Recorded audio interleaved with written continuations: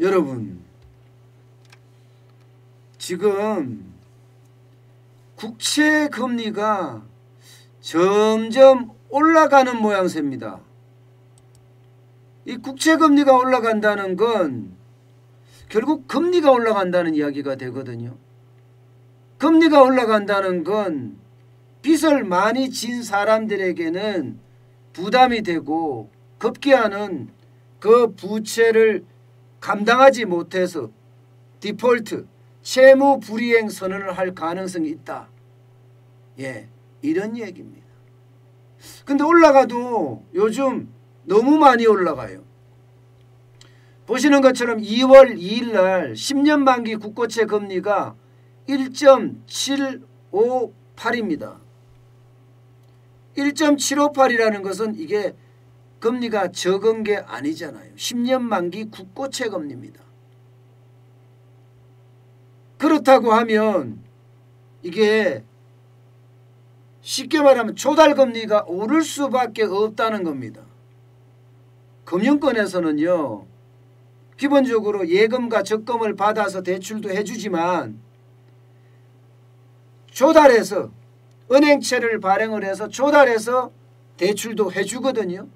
그러면 국고채 금리가 올라간다는 것은 조달 금리가 올라간다는 거예요. 그럼 내가 조달해서 오는 돈들의 어떤 금리가 올라가기 때문에 금리 자체가 점점 올라갈 가능성이 굉장히 많다. 이렇게 봐야 됩니다. 지금 1.758이라는 금리는요, 적어도 짧게는 1년 3개월, 길게는 1년 10개월 수준으로 올라섰다. 이렇게 봐야 됩니다. 예, 지난 1일에는요, 이거보다 더 올라갔습니다. 사실은. 지난 1일에는 2일날은 1.758이지만 1일날은 1.803이었습니다. 803. 803이면 2019년 11월 12일 1.842였습니다. 1.842.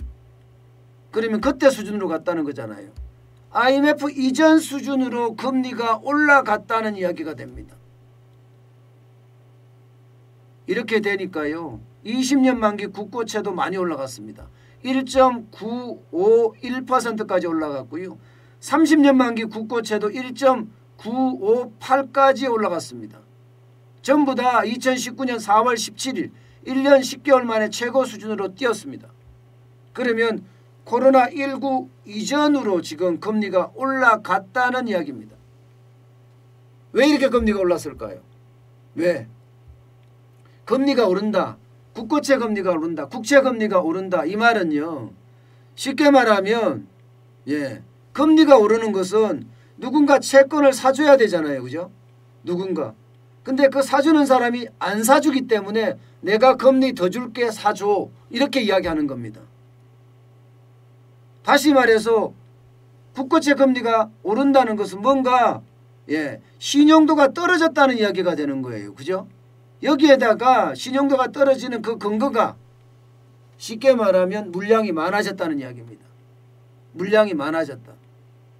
이미 물량이 많아진 거예요. 작년에만 하더라도 대한민국의 어떤 부채가 100조가 더 늘어났잖아요. 100조가 다 어디서 조달됐겠습니까? 바로 이 국고채를 돌려서 조달됐거든요.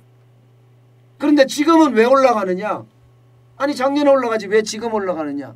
지금 더불어민주당에서는 자영업자 손실보상법이니 추가 경정 예산이니 또 4차, 5차, 6차 재난지원금이니 이런 이야기가 계속 나오니까 쉽게 말하면 국채 물량이 많이 나올 거다. 쏟아져 나올 거다.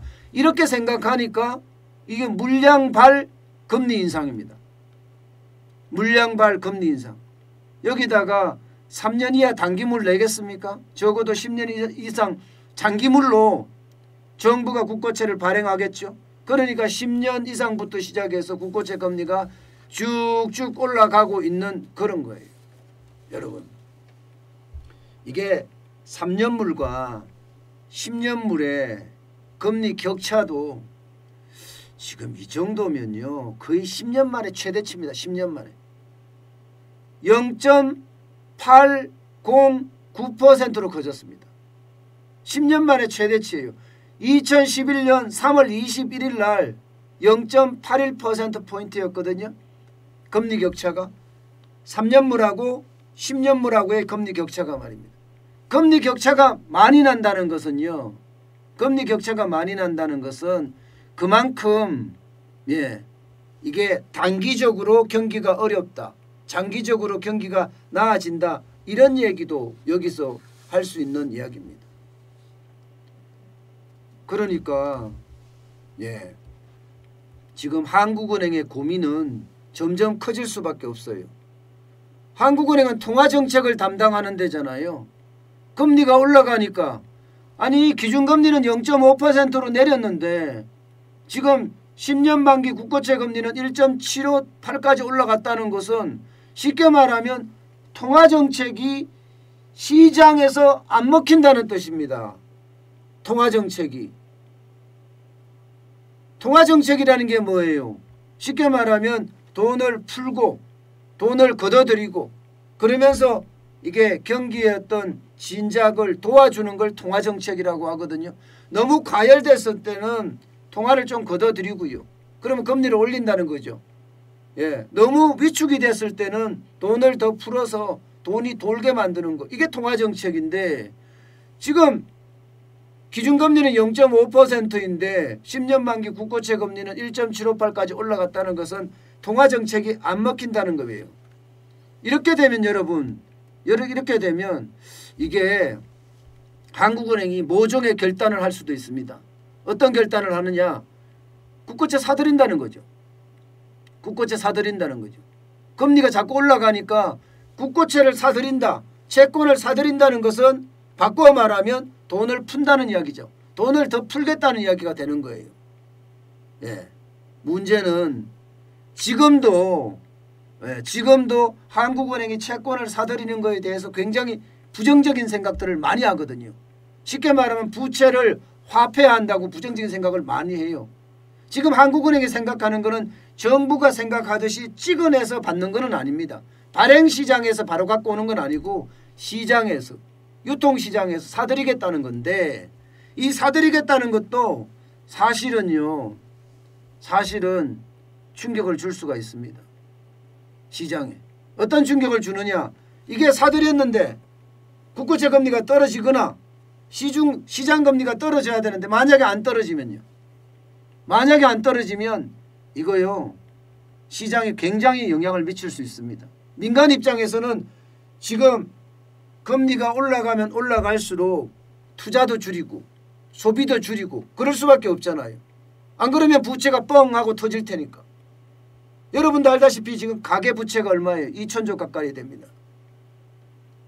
1,700조 정도 되긴 하는데요. 여기에다가 자영업자 부채 합치면 2,000조 됩니다. 기업 부채 얼마나 됩니까? 2,000조 됩니다. 금리 올리면요. 부담 엄청납니다. 부담이 많아지면 많아지는 만큼 결국은요. 부채가 펑 하고 터질 가능성도 있다는 이야기예요. 실제로 금리가요. 그렇게 올라가니까 지금 10년 만기 국고채 금리가 올라가니까 시장 금리는 지금 천정부지처럼 올라가요. 천정부지처럼. 천정부지라고 해서 좀 그런가요? 그러면 예금과 대출의 금리 차가 크게 난다 이렇게 말할까요? 지금 보시다시피 예금 금리는 0.9% 유지하고 있습니다. 0.9%. 그런데 대출 금리는 10월에 2.66에서 11월에 2.71, 12월엔 2.74까지 올랐습니다. 2.74까지. 아까 10년 만기 국고채 금리가 1.758이었죠. 지금 시장 금리는 2.74까지 올라갔다는 이야기예요. 쉽게 말해서 금리를 계속 올린다는 이야기입니다. 올라가고 있다는 이야기. 정부의 정책에 의해서도 올라가지만 이게 시장 금리가 올라가서도 올라가는 거거든요. 그러면 금리 부담은 계속 많이 될 수밖에 없는 데다가 심지어 여러분 보세요. 심지어 저축은행입니다. 저축은행은요. 아예 대출을 안 해주겠다. 이거 신용대출 많이 해줬다가 잘못하면 폭탄 맞겠다. 그런 생각에 지금 신용대출 금리를 올리고 있습니다. 17.20%까지 올리고 있습니다. 전체 저축은행은 16.37%인데 5대 저축은행은 지금 계속 올리고 있다는 이야기예요. 겁나는 거죠. 부채가 터질까 봐. 터질 가능성도 있기 때문이에요. 가계부채가 너무 많잖아. 기업부채도 너무 많고 실물이 완전히 망가지는 상태에서 이게 받쳐주면 좋겠지만 지금 못 받쳐주니까 통화정책도 지금 시장에서 영향을 미치지 못하니까 결국은 이자 부담 이게 너무 커지는 거 이것은요 소비를 위축시키고 결국은 경기까지 망가뜨릴 수도 있는 데다가 디폴트 선언을 하게 되면 금융위기까지도 초래될 수 있는 엄청난 이야기입니다. 그렇기 때문에 그 어느 때보다가 지금 통화정책에 대한 신경을 바짝 써야 되는 것 아니냐 이렇게까지 보입니다. 그러니까 아마 홍남기 경제부총리가 지금 이낙연 대표나 또 이재명 경기도지사나 혹은 청와대나 이런 데서 돈 풀어라 해도 뭔가 소신을 보이는 척 보여주기 쉬울지도 모르지만 소신을 보여주는 척 하는 이유가 바로 이 이유입니다. 이게 금리가 더 올라가면 올라가는 만큼 이자 부담은 엄청나요. 대한민국의 국가 부채만 하더라도 이자만 20조예요. 이자만 20조. 이자만 20조씩 계속 나간다고 생각해 보세요. 배보다 배꼽이 더 커지는 그런 결과도 생길 수가 있죠. 여기에다가 가계부채와 기업부채까지 합쳐지면 이게 시한폭탄은 진짜 언제 터질지 모릅니다. 이것을 극복할 수 있는 방법은요. 딱 하나뿐이에요. 하나뿐. 뭐냐? 실물 경제가 좋아지는 거. 서민 생활이 좋아지는 것. 바닥 경제가 일어나는 것. 자영업자가 장사가 잘 되는 것. 이거밖에 없어요. 그거 외에는요. 일회성에 불과합니다. 정부가 아무리 돈을 퍼주든 재난지원금을 많이 주든 이것은 일회성에 불과해요. 결국 경제가 살아나야 된다는 거예요. 경제가 살아나지 않고서야 이 부채 폭탄은 언제 터질지 모른다. 이렇게 봐야 됩니다. 지금 정부가 대출 만기 연장을 계속 해주고 있잖아요. 그게 무려 261조에 달합니다. 261조. 대한민국의 한 해 예산이 558조에 원래 엄청 많아져서 558조예요. 슈퍼 예산이잖아요. 그런데 대출 만기 연장 261조라는 건 이거는 위험을 안고 간다. 큰 폭탄을 지금 안고 간다. 이렇게 봐야 합니다.